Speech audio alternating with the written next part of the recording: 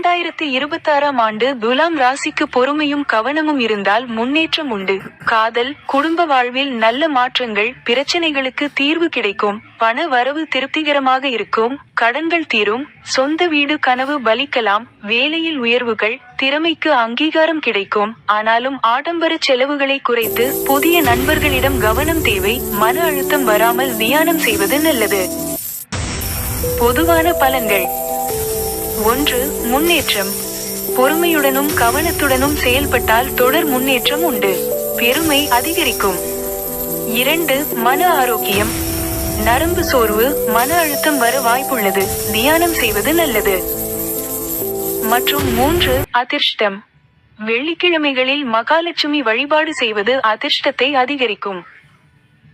காதல் மற்றும் குடும்பம். காதல் உறவில் நல்ல மாற்றங்கள், பிரச்சனைகளுக்கு தீர்வு கிடைக்கும், உறவு பலப்படும். பொருளாதாரம். பொருளாதார நிலை திருப்திகரமாக இருக்கும், பழைய கடன்கள் தீரும் அமைப்பு உண்டு. முதலீடுகள் செய்வீர்கள், சொந்த வீடு வாங்கும் கனவு நிறைவேறலாம். ஆடம்பர செலவுகளை குறைப்பது நல்லது.